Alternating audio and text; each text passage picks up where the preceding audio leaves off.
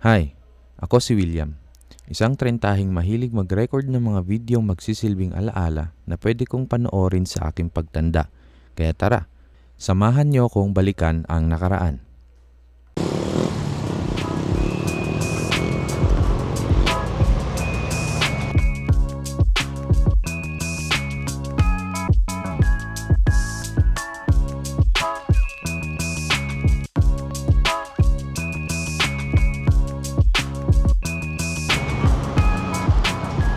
So yun guys, good morning. Andito tayo ngayon sa Baguio Arch. So punta tayo ngayon sa Banangan View Deck for a short ride. And tara, samahan niyo ako.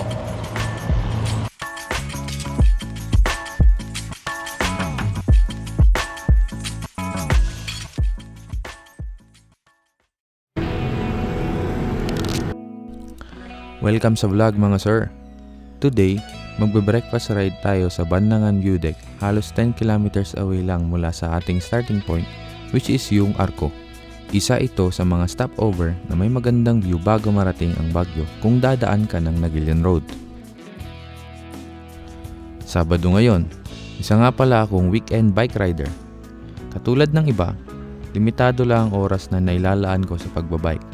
Weekends at holidays lang ang mga araw na maluwag. Dahil nga may trabaho ako, hindi ko rin may commit ang sarili ko sa pagbabike. Kaya nga tuwing weekends o holidays, pinipilit kong maglaan ng oras para makapagbike. Matagal ko nang iniisip na magbike vlog at mayroon na rin akong mga na-record na mga video noon sa mga rides ko. Pero hindi ko na-edit at hindi ko rin na-upload. Kasi wala akong motivation at hindi ko rin alam kung kakayanin ko bang ituloy-tuloy. Pero sa unang upload ko ngayon, mukhang itutuloy-tuloy ko na nga. Meron din kasi ako nakilalang biker dito sa ride na ito. At na-realize ko sa usapan namin na bakit hindi ko subukan. Kaya itong pinapanood nyo ngayon, ito na ang aking first bike vlog. Yung ruta pala natin ngayong araw, balikan lang. Kung ano yung lulusungin ko, yun din yung aahunin ko. Hindi pa nga ako nakakalayo. Naramdaman ko yung gulong ko, parang malambot. Kaya huminto muna ako para bombahan. Yung gamit ko palang interior ngayon is TPU. Ngayon lang ako nakagamit ng ganitong interior, kaya susubukan ko ring i-review sa mga future na videos.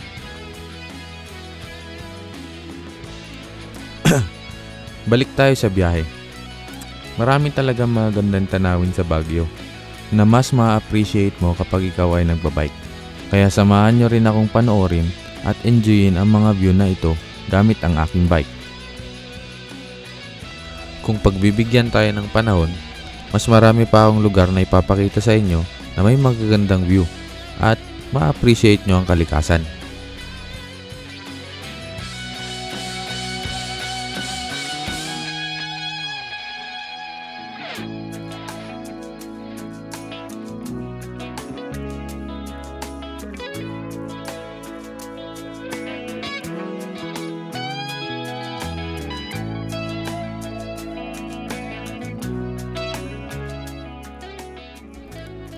Pero syempre, hindi lang puro magagandang tanawin.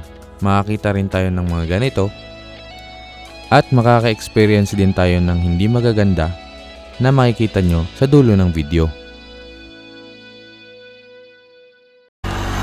Yun, pahinga lang tayo saglit kasi pagod eh. So pahinga lang tayo saglit. Mag-aalas 8 na, so medyo gutom na. Hirap pala talaga mag-vlog ano. Ito pa nga pala yung isa kong problema. Medyo introvert nga pala ako. Kaya nahihirapan ako mag-vlog. Tapos, mahiyain pa. Pero, gusto ko ring mabago to. Kaya sinisimulan kong mag-vlog. Isa to sa mga rason kung bakit nagsusolo ride ako.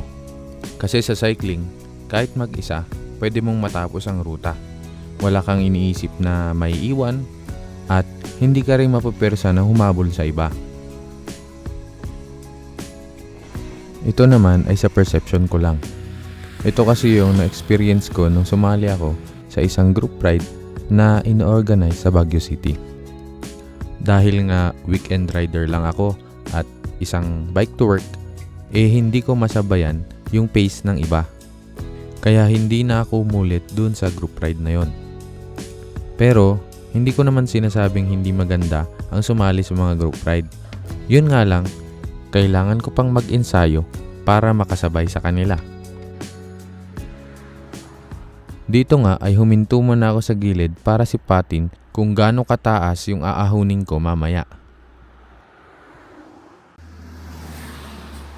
Tapos, in-enjoy ko na lang yung lusong.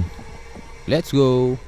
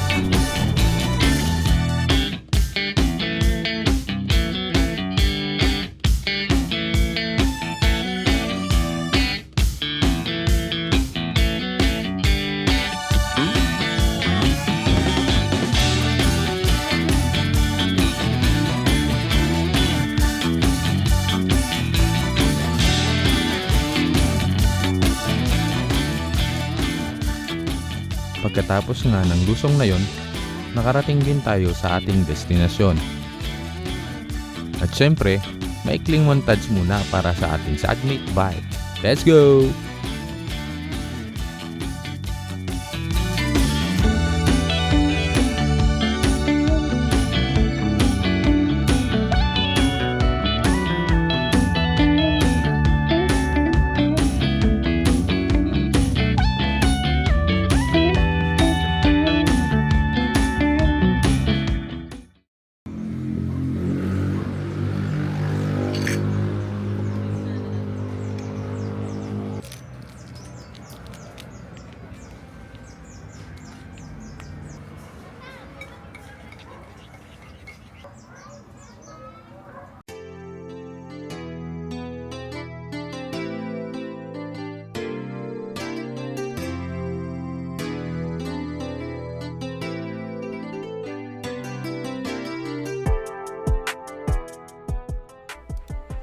Nasabi ko nga kanina na isa akong introvert at bihirang may makausap. Pero habang nag-aalmusal, may isang biker na nagpakilala at nakipagkwentuhan kasabay ng mainit na kape. Ito yung mga bagay na gusto ko sa cycling. Madaling makipag-usap sa taong parehas kayo ng hilig. Nakakatuwang isipin na sa first bike vlog ko may makakasama agad ako sa ride. Parehas pala kami ng ruta sa araw na to. Yan, so may nakilala tayo ngayon si Kuya RJ na nagbabike din. Mamaya siguro baka sasabay na ako paakyat. Pagkatapos nga namin kumain, in-enjoy muna namin ang view bago kami lumarga ulit.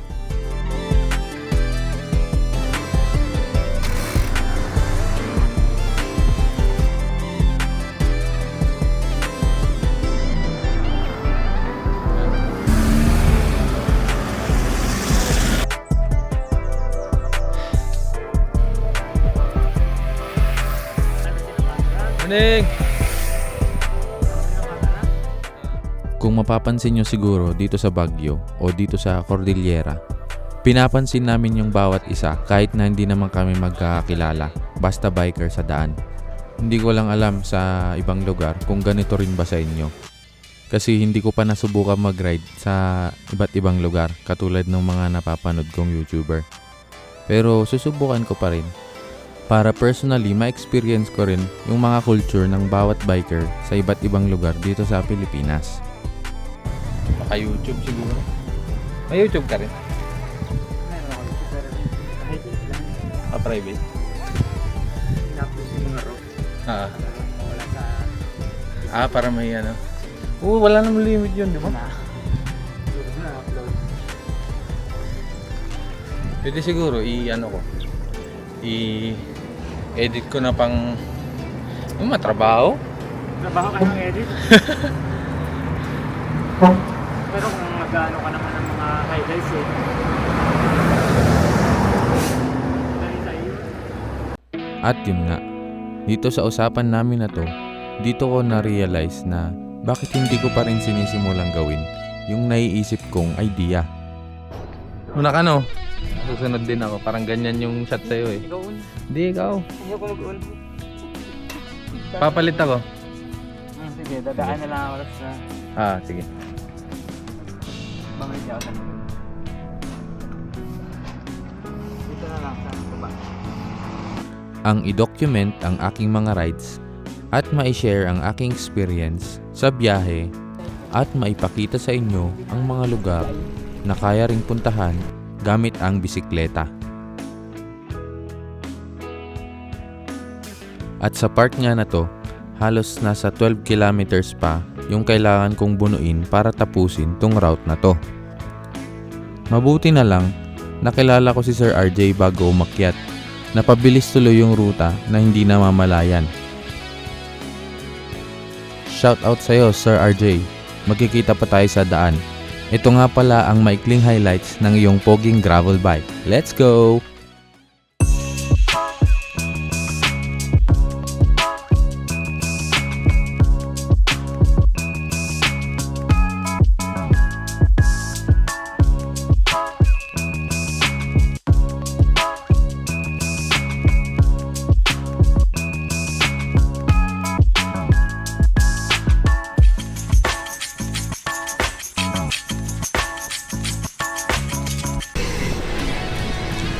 Sa ride nga natin na to, hindi mawawala yung mga kamote.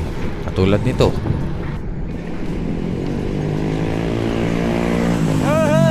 At dito naman yung part na muntik na akong maging kwento.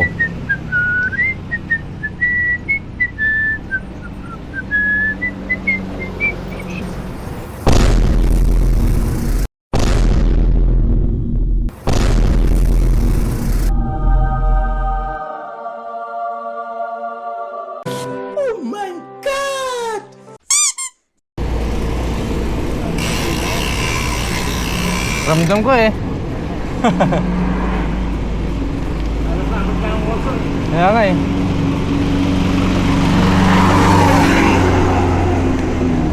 Bakit kurbada?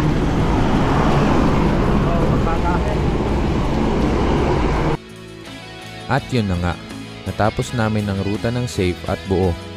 At thankful din ako kasi may nakilala akong bagong kaibigan. At nagkaroon din ako ng lakas ng loob para gumawa ng vlog.